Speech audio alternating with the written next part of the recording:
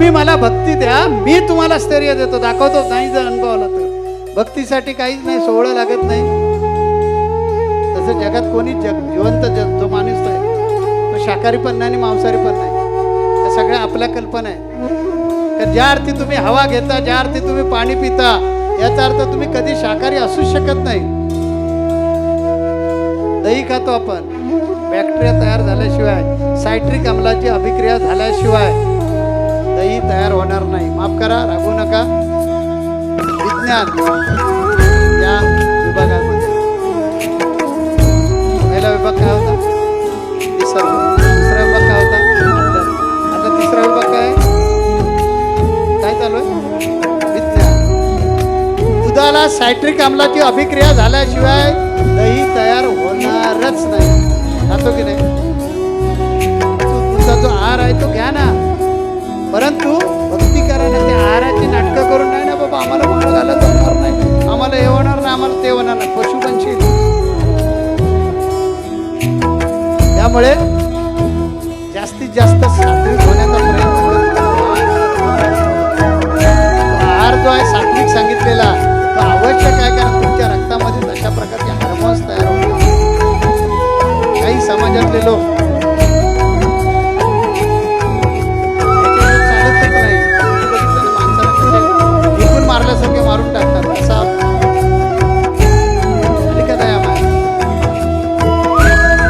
रक्तामध्ये हार्मोन्स वाढतात. आहाराचं महत्व आहे. म्हणून काय करा, आपलं मन जे आहे ते सात्विक बनवा. तुम्हाला अधिकार आहे, या जन्मातच तुम्हाला मोक्ष मिळवून घेण्याचा अधिकार आहे. म्हणून तर देवाने हात दिले, जेवणासाठी नाही दिले. जर जेवायचं असतं तर बैल पण जेवतो, गाय पण जेवते, बाकीचे प्राणी पण जेवतात. हे हात जेवणासाठी नाही दिले. ही बुद्धी लोकांचे गळे कापण्यासाठी, लोकांना टोप्या घालण्यासाठी नाही दिले. ही बुद्धी दिलेली आहे तुम्ही जगा, दुसऱ्याला जगवा. या चराचरामध्ये प्रत्येकाला आनंद मिळवण्याचा अधिकार आहे. हे समजण्यासाठी बुद्धी आहे. तेव्हा ही जी भक्ती आहे, या भक्तीमध्ये विज्ञान असं आहे की भक्ती हा एकाग्रतेचा व्यायाम आहे.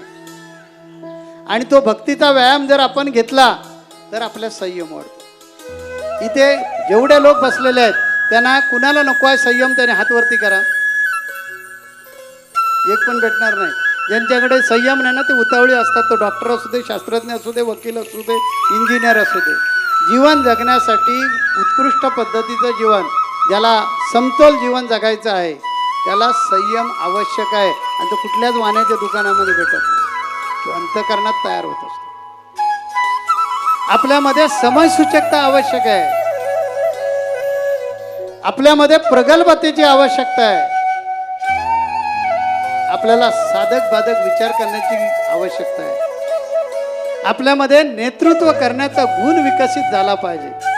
ह्या सगळ्या गोष्टी असल्यात ना तर तुम्ही तुमच्या जीवनामध्ये यशस्वीरित्या जगाल. कारण दुःख जे येतं ना ते कुणी करणी केले म्हणून नाही. काही मागच्या जन्माचे भोग असतात. आदिदैविक भोग, त्याला आदिदैविक ताप म्हणतात, आदिभौतिक ताप. अशा प्रकारे 3 प्रकारचे ताप आहेत. तर आपला ज्यावेळी जन्म होतो आणि ज्या वेळेला हृदयामध्ये हार्टबीट सुरू होतं त्यावेळेला आत्मा भावातून आत्मा प्रवेश करतो टाळू. म्हणून ते टाळूला त्वचा नाही, म्हणजे हार्ट नसते टाळू ते त्याच्यामध्ये. भगवंत कुठून येतो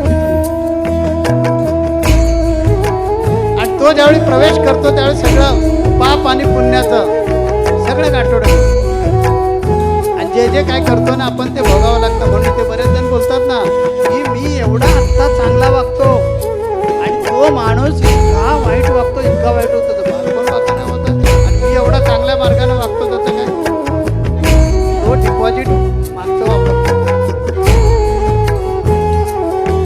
मागच्या जन्माचं डिपॉझिट आता चालू आहे आणि तुला सुद्धा मागच्या जन्माचं डिपॉझिट मिळालं. त्यामुळे